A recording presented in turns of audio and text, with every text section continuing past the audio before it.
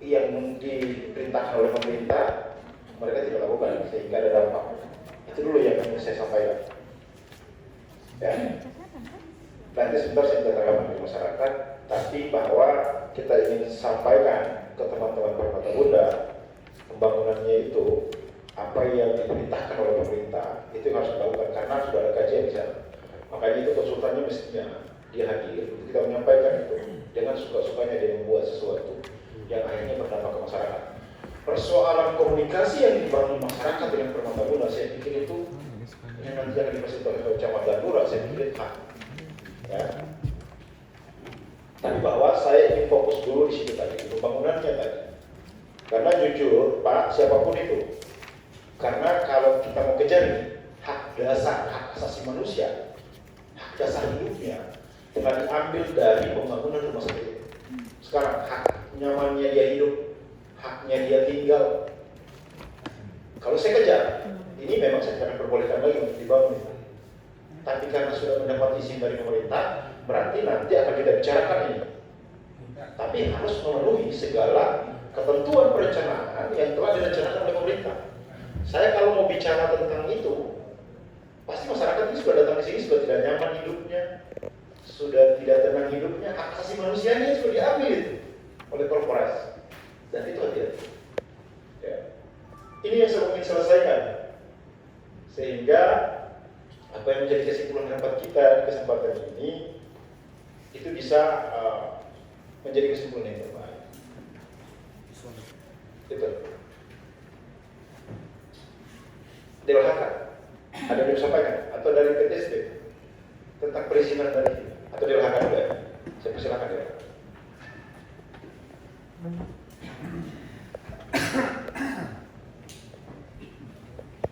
Bismillahirrahmanirrahim. Assalamualaikum warahmatullahi wabarakatuh. Yang saya hormati pimpinan sidang, ketua komisi dan anggota. Yang saya hormati camat, lurah, dan masyarakat yang terdampak di kegiatan pembangunan Permata Bunda. Yang saya hormati pemerkasa kegiatan pembangunan rumah sakit Permata Bunda. Teman-teman OPD yang sempat hadir sampai saat ini.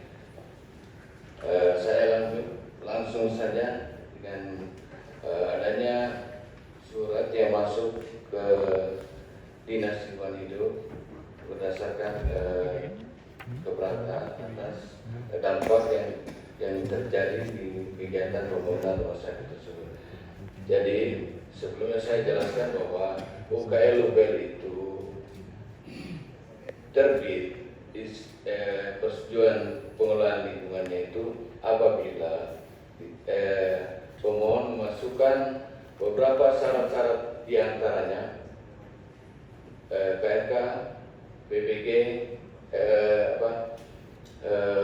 set plan, semua syarat-syarat ini ada dalam harus dipenuhi pada saat pembahasan dokumen lingkungan UKL-UKL ini. Dan di dalam dokumen lingkungan ini kita melaksanakan pertemuan, yaitu pembahasan dokumen UKL-UKL ini. Dan di dalam pembahasan dokumen UKL-UKL ini dia melahirkan beberapa saran dari beberapa OPD, termasuk yang mewakili masyarakat pada saat itu adalah kelurahan dan kecamatan. Di sini kami tidak mengundang masyarakat secara langsung karena ini adalah dokumen UKL-UKL. Dan apabila karena sudah ada perwakilan dari masyarakat, yaitu kelurahan dan kecamatan. Nah, yang biasa diundang untuk menghadiri kegiatan pembahasan itu apabila konsultasi publik dia tingkatan AMDAL. Ini hanya UKL-UKL. Jadi di dalam pembahasan UKL-UKL ini banyak sekali saran yang masuk dan sudah dimasukkan dalam dokumen yang ada sekarang ini. Berdasarkan itulah kami sebagai Komisi Sekretariat Penilai AMDAL selalu memberikan perbaikan apa yang pada saat kita bahas itu harus ada dalam dokumen. Dan saya sendiri selaku Kepala Bidang Tata Lingkungan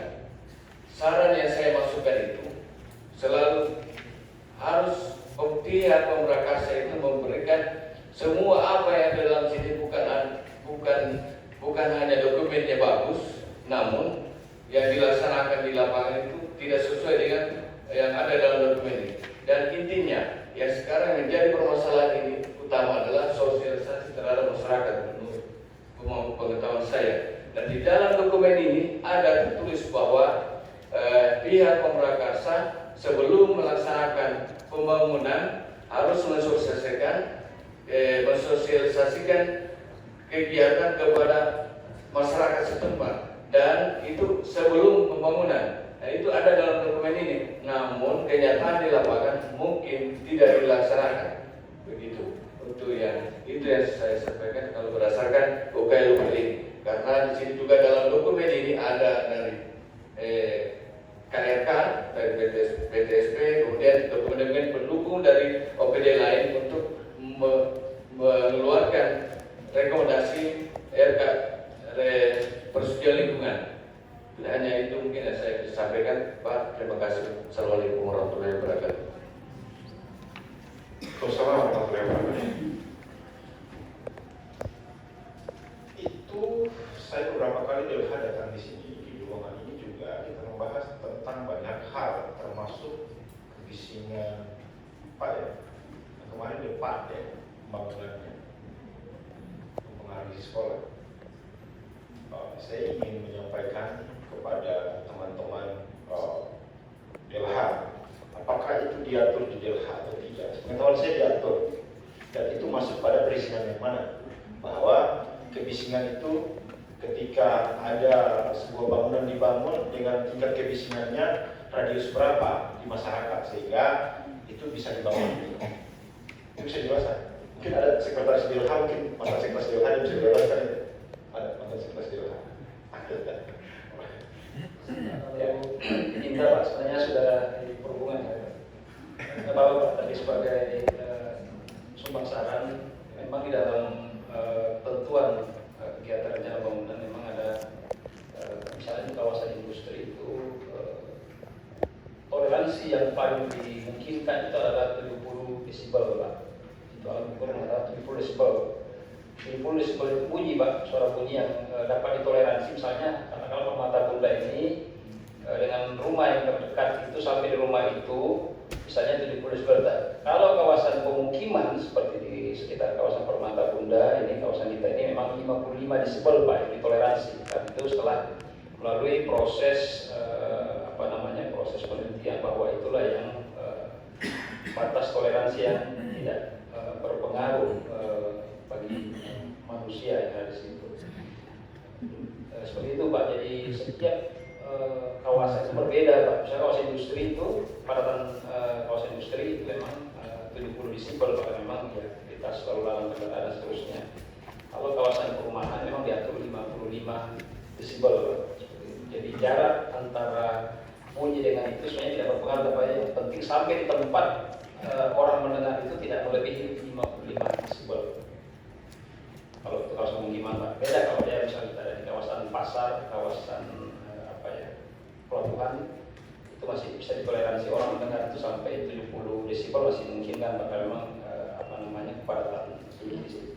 Tapi masih dimungkinkan nggak kondisi yang terjadi saat ini? Tadi dipertanyakan oleh masyarakat. Ini belum dipantau kemarin Pak, karena memang sepertinya baru awal sekali mulai, tiba-tiba berhenti Pak. Nah, ini yang kemarin belum harusnya ada alat ukur yang misalnya di rumah terdekat yang ada di situ, kalau mendengar itu bisa dipasangi alat sound level meter.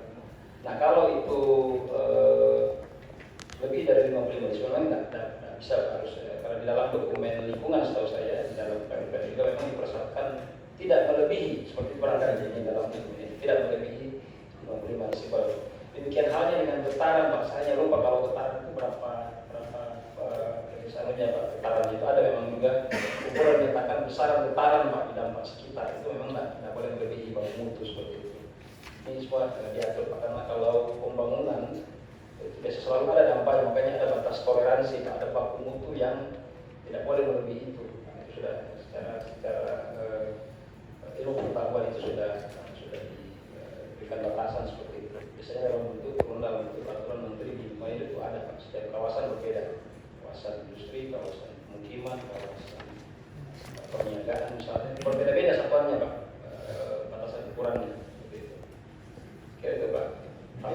sekaligus Pak Sekretaris, saya lupa undang Dinas Perhubungan, mestinya ada ya? Saya ingin tanya sekaligus itu dengan ada balik itu. Seperti apa pengajuan teman-teman dari Permata Bunda itu? Baik Pak, setiap tadi saya bukan manajer di bidang rekayasa lalu lintas, tapi kemarin seputaran saya itu ada kajian masuk di bulan permintaan permohonan di bulan 2, bulan 1 atau bulan 2 Pak. Ya bulan 1 bulan 2. Barangkali dalam rangka memenuhi syarat, karena di teman-teman setahu saya dulu Pak tidak bisa kita bahas kalau tidak memenuhi syarat itu, karena bangunan ini diprediksi menimbulkan setelah dilihat secara existing itu ada potensi gangguan lalu lintas Pak situ. Oleh karena itu di pesawat kemarin harus dilengkapi dengan rekomendasi teknis analisa dampak lalu lintas. Jadi tingkatannya Pak, kalau andalin itu kalau rumah sakit saya ingat saya 200 kamar ke atas Pak. 200 kamar ke atas itu namanya andalin Pak. Ini di bawah 200 kamar 100 sampai 200 sampai tidak 200 itu namanya rekomendasi teknis Pak. Kalau di urutan jadi ada kualifikasi sama dengan AMDAL atau UPMPR atau surat pernyataan saja 3 kelas di situ. Nah ini masuk kemarin rekomendasi teknis Pak, karena di bawah 100 kamar. Kemarin saya pernah baca di kantor dokumennya Pak, itu direkomendasikan memang setelah dihitung kapasitas dari ruang parkir yang disiapkan satuan ruang parkir yang disiapkan oleh pihak Permata Bunda, memang masih membutuhkan Pak, membutuhkan tambahan dengan asumsi kalau kamar 180 kamar ini terisi, maka ada ada semacam kelebihan parkir satuan parkir kendaraan yang tertampung. Oleh karena itu kemarin dipersyaratkan pihak Rumah Sakit Permata Bunda untuk mengadakan sewa untuk digunakan jadi cadangan tempat parkir untuk lokasi sekitar Pak. Dan itu pasti sudah dipenuhi, karena kalau tidak akan muncul rekomendasi itu. Kemarin ada berapa meter persegi sekitar Rumah Sakit Permata Bunda. Kemudian daripada itu ada 17 poin, itu termasuk memasang rambu-rambu dan ada rekayasa lalu lintas di situ Pak, yang nanti akan dilakukan dalam mendukung kegiatan operasional jika Rumah Sakit Permata Bunda ini sudah beroperasi. Seperti itu Pak Ketua dari Dinas Perhubungan. Terima kasih. Terima kasih Pak Sek. Tadi kita sudah dengarkan bersama apa yang dijelaskan oleh teman-teman dari UPR, UDG, dari DLHK KUPR, termasuk tadi ada tambahan tentang radius, tentang bunyi, itu dijelaskan. Sebelum saya kembali lagi ke mereka, saya mau tanya apakah sudah selesai atau tidak. Saya persilakan masyarakat, ada yang mau sampaikan? Kalau Pak Lurah Pacaran kita sudah dengar tadi bahwa mereka sudah buat pernyataan, mereka tidak sampaikan. Saya persilakan. Terima kasih. Assalamualaikum warahmatullahi wabarakatuh. Saya hormati pimpinan rapat, para media dan sempat pada ini yang mewakili pertama Pak Lurah serta masyarakat yang sama-sama berkali. Terima kasih pimpinan rapat. Saya menanggapi ada beberapa tadi tanggapan dari OPD terkait dengan pembangunan Rumah Sakit Permata. Apa yang disampaikan oleh Pak Sekretaris Perhubungan Pak Arifin, bahwa persyaratan UKM itu tidak bersyaratkan andalan. Nah, sesuai dengan Undang PP nomor 22 tahun 2021 bahwa tidak ada lagi memisahkan. Yang jelas mengajukan mobil itu ada 4 persyaratan. Yang pertama, baku mutu air 5, B3, emisi andalan. Tidak dipisah lagi bahwa harus sekian kamar. Nah itu, apakah semua ini sudah dilakukan oleh Permata Bunda 4 pertek peraturan persetujuan teknik ini, sehingga keluarlah UKM. Nah terkait dengan getaran dari Pak Pimpinan, saya sudah membaca sepintas terkait dengan UKM yang ada, itu tidak dijelaskan di dalam terkait dengan getaran. Tidak ada terkait dengan dampak getaran yang ada pembangunan Rumah Sakit Permata Bunda ini. Tidak ada dijelaskan di situ mau diapakan itu getaran sehingga getaran tidak menimbulkan kerusakan. Itu tidak dibahas di dalam situ. Saya sudah baca sekitar. Nah yang kedua terkait dengan pembangunan di sana. Betul yang akan disampaikan tadi dari PU bahwa itu terkait dengan parkir. Makanya perlu kita lihat dulu andaralinnya, pintu masuknya di mana, pintu keluarnya di mana, parkirnya di mana. Baru kita bisa lihat. Saya kira itu dulu untuk sementara Pak Ketua, karena saya mendengar tadi dari yang pernah di lingkungan itu dan sekarang di dinas perhubungan bahwa sekian kamar baru andalan. Nah di PP itu Pak Ketua itu tidak ada dijelaskan bahwa sekian kamar baru bisa andalan atau ini saya tidak tahu kalau PP yang lama. Saya hanya membaca PP nomor 22 tahun 2021 terkait dengan Undang-Undang Cipta Kerja. Sekian Pak Ketua. Terima kasih. Masih ada yang mau tambahkan? Sebelum saya lempar lagi ke OPD-nya, OPD jawab. Dicatat apa yang disampaikan masyarakat tadi terkait dengan masih ada lagi yang mau sampaikan? Silakan. Terima kasih Pak Ketua. Mohon izin. Bismillahirrahmanirrahim. Assalamualaikum warahmatullahi wabarakatuh. Kami hormati Ketua Komisi dan jajarannya, yang kami hormati Bapak Camat dan Bapak Lurah. Dan kami juga hormati Bapak-Bapak dari pihak prakarsa dan bunda-bunda saya, ayah-ayah saya, dan kami sesama warga yang terdampak. Bismillahirrahmanirrahim. Assalamualaikum warahmatullahi wabarakatuh. Jadi ini saat ini bukan lagi mediasi ya, tapi kita mendengar pendapat begitu. Dari saya sebenarnya hari ini fokus kepada OPD untuk mendapatkan keterangan-keterangan karena kenapa ini sampai kemudian UKL-UKL-nya keluar, kemudian isinya bisa juga keluar. Ada satu catatan, bukan satu, malah lebih dari satu. Kalau boleh saya mencatat di sini dan menyampaikan. Yang pertama itu koreksi saya untuk OPD-OPD terkait ini. Saya sebelum ini Pak sudah sempat kontekan juga sama Pak Samsi bagian Kasubat Amdal ya Pak. Hadir ya hari ini? Hadir Pak ya? Saat itu saya sudah mulai mengejar juga ini dokumen Amdalnya, ini mana ini, di mana ini sebenarnya keluarnya? Apakah di provinsi atau di kota? Ternyata setelah saya lacak keluarnya di kota. Pada saat itu saya dijelaskan oleh Pak Samsi by PON bahwasanya UKL-UKL itu sudah terbit dengan melakukan satu kali tinjauan ya Pak sebelum Lebaran. Iya, oke. Jadi sudah didengarkan sendiri satu kali tinjauan sebelum Lebaran, proses peninjauan lokasinya. Saya mencatat dan saya tidak merekam, tapi saya mendengar dengan sangat baik bahwasanya pada saat itu beliau sendiri sebagai orang yang melihat secara langsung kondisi di lapangan, beliau sendiri dalam hati sudah komplain, begitu Pak ya? Bahwasanya ini lokasinya kok kenapa ada di pemukiman seperti ini. Pertama, pertimbangan beliau ada dua. Satu, di mana di lahan parkirnya nanti. Begitu pengucapan yang saya ingat sekali.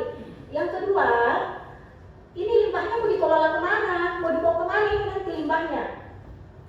Yang anehnya pada saat itu, kenapa bisa, saya bertanya kembali sama beliau juga pada saat itu, kenapa kemudian ini bisa diloloskan dengan waktu yang sangat-sangat singkat? Setelah Lebaran Pak sudah terbit persetujuannya dan saya sudah membedah dokumen UPL ininya Pak. Itu cuma ada satu kali pertemuan antar OPD yang tidak diwakilkan sama kami warga terdampak, dan satu kali ada yang di hotel itu kalau nggak salah. Dan itu sudah dianggap sudah bisa dikeluarkan. Catatan saya Pak, tidak ada itu namanya UKM, UPL itu tanpa kami warga dilibatkan seperti itu. Itu pintu pertama masuknya harusnya seperti itu Pak. Hari ini saya mempertanyakan kapasitas bapak-bapak di sana sebagai pengambil kebijakan. Bagaimana kapasitas bapak? Apa kompetensi bapak semua sehingga bapak bisa? Apa pengalaman bapak yang bapak punyai sehingga bapak bisa meloloskan UKM ini dengan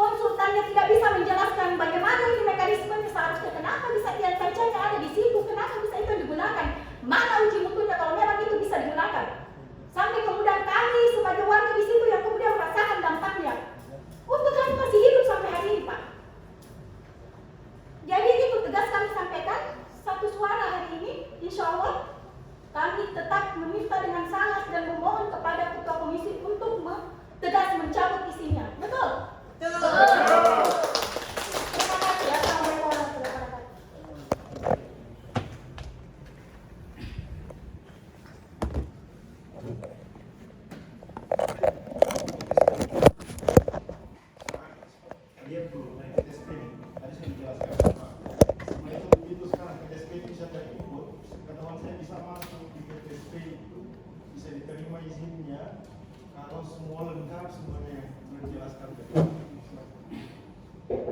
Ya, terima kasih atas kesempatan. Assalamualaikum warahmatullahi wabarakatuh. Yang saya hormati pimpinan Kamar, yang saya hormati Bapak Ibu anggota DPR, yang saya hormati Bapak Ibu perwakilan masyarakat, yang saya hormati pihak Pramakarsa, yang saya hormati Pak Lurah, Pak Camat, yang saya hormati Bapak Ibu OPD, Kepala OPD yang mewakili. Baik,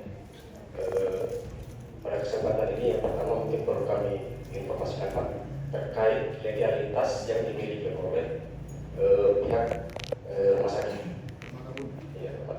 Yang pertama, memang benar pihak Permata Bunda telah mengantongi keterangan rencana kota. Keterangan rencana kota ini diterbitkan betul di PTSP, akan tetapi PTSP hanya bertanggung jawab secara administrasi dan diterbitkan berdasarkan persetujuan teknis dari DPR.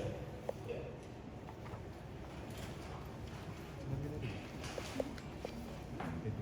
KRK ini terbit 7 Juli 2022. 7 Juli 2022. Bulan 7. Itu apanya, Pak? KRK. Keterangan rencana kota. Jadi KRK ini Pak adalah salah satu syarat yang mutlak harus diurus ketika untuk menerbitkan PBG, persetujuan bangunan gedung.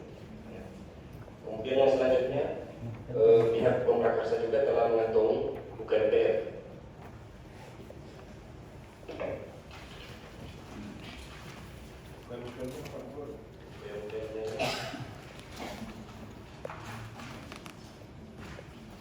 Ditandatangani garis DLHK 22 bulan 5 2023. Ini juga persetujuan lingkungan adalah salah satu syarat yang wajib ketika akan diterbitkan PBG ini. Jadi PBG ini istilah baru pengganti IMB.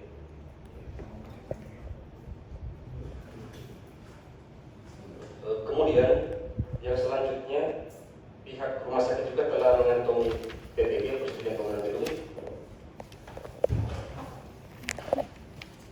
yang terbit 24 bulan 5 2023.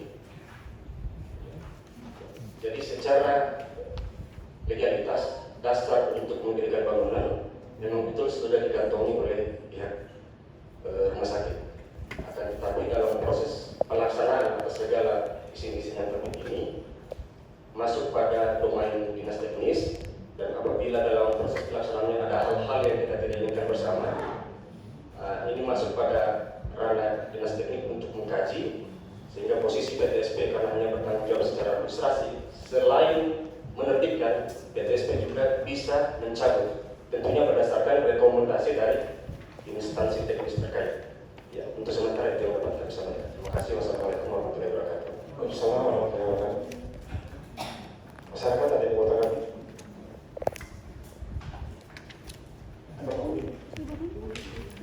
Masyarakat?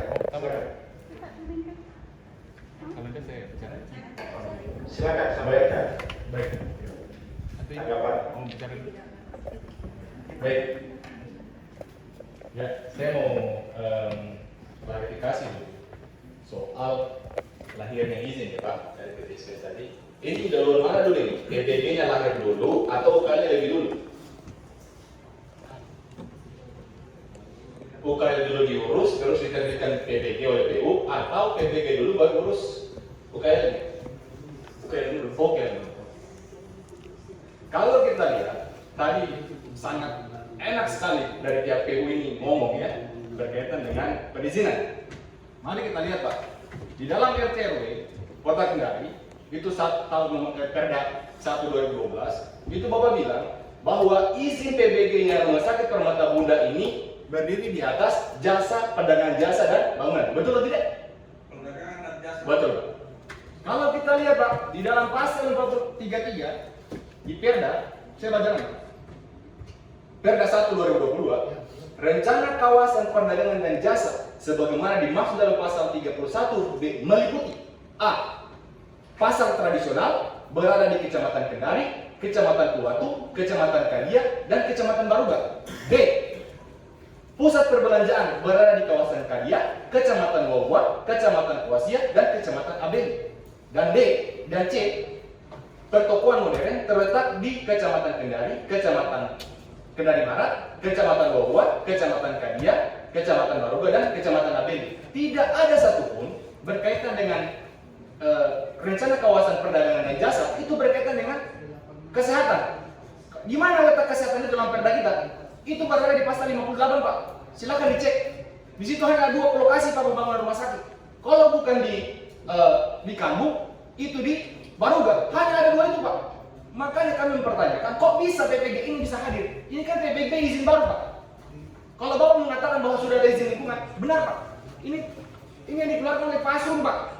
Dikeluarkan oleh Pasum tahun 2011. Itu benar. Itu izin yang dikeluarkan oleh Pasum berkaitan dengan pembangunan rumah sakit di tahap awal, Pak. Yang baru ini izin baru, Pak. Maka harusnya kalau kita merujuk kepada RT RW Kota Kendari, tidak bisa itu diberikan izin terhadap pembangunan baru di kawasan yang bukan ditujukan kepada RT RW. Kalau kita memberangkat kepada tujuan kita adalah dasar kerangkanya adalah tata ruang ya. Itu yang menjadi catatan, Pak. Yang kedua, ini berkaitan dengan izin lingkungan. Tadi sudah dikatakan bahwa ini pemrakraksa ini sudah banyak melanggar ini, tidak mengusulkan sesuai dengan yang diusulkan oleh PBG, oleh DLH. Tetapi kalau kita lihat itu begini, Pak. Tadi sudah disebut oleh Bapak berkaitan dengan PP, Pak. Ini turunan dari Undang-Undang 3 2009, kemudian Undang-Undang Ciptaker. Itu PP 20 2020 itu soal penyelenggaraan lingkungan hidup. Itu di pasal 58, Pak, mengatakan begini, Pak. Masyarakat masih diberikan hak untuk ikut partisipasi terhadap penyusunan UKLPL, Pak. Bukan berarti masyarakat ini tidak bisa diminta keterangan. Bisa, Pak.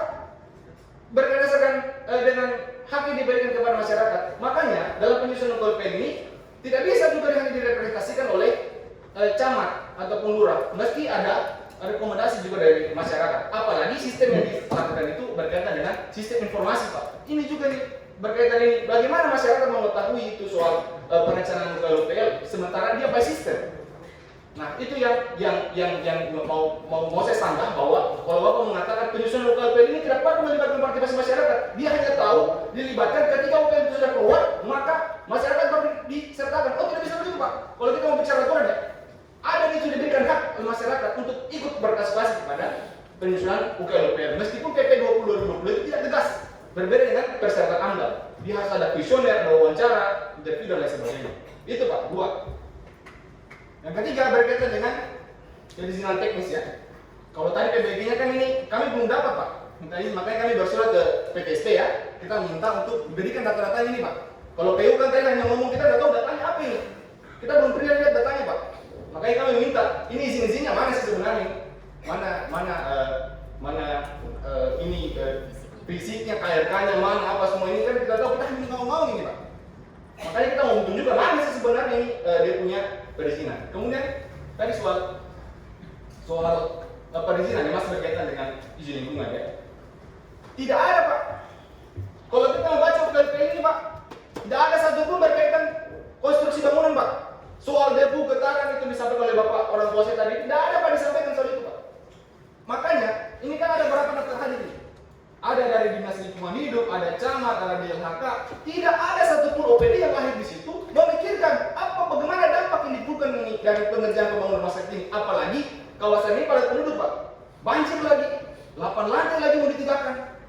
Ini yang tidak ada. Yang menarik itu ada satu di sini. Ini yang menarik, Pak. Saya temukan.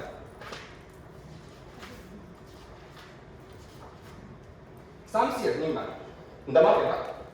Beliau bertanya, Pak, bagaimana respon masyarakat terhadap rencana pembangunan rumah sakit? Ini notulennya, Pak, ada ya. Kemudian bagaimana kondisi drainase existing dan apakah akan dilakukan perbaikan? Jawab pengarasa begini, Pak. Respon masyarakat positif, dibuktikan dengan persetujuan tetangga dan pada tahap awal proses perizinan dengan terbitnya izin HO. Ini tanggapan pengarasa. Makanya kita mau tanya masyarakat mana sebenarnya yang setuju ini.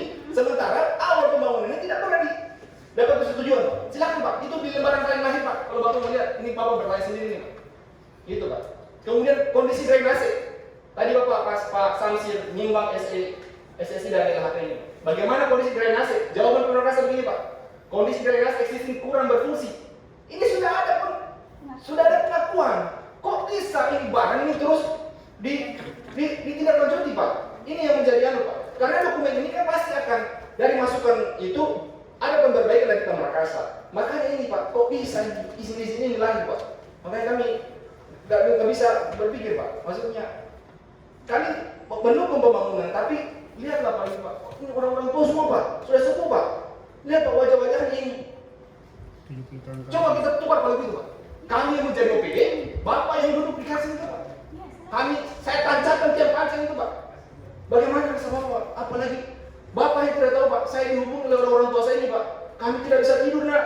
Kami tidak bisa tidur nak. Tiba-tiba ada gempa, retakan. Kalau ditilis Pak, saya mau tanggung jawab. Begitu Pak. Kalau kita mau kenalikan ke pidana, ya bisa saja Pak. Tapi kan tidak mungkin kita mau begitu Pak. Kami masih berikhtiar baik. Yang kita dudukkan bersama melalui ruang yang terhormat ini. Akan ada saya berdua. Makanya kami meminta supaya ini dibuka lebih lebar, dibuka sesuai dengan. Apalagi permerkasa ini ternyata sudah tidak baik Pak. Bapak sudah merekomendasikan tapi tidak diikuti. Nah ini yang jadi harus menjadi catatan merah untuk terbukanya lebar penjemputan di sini sangat terbuka lebar.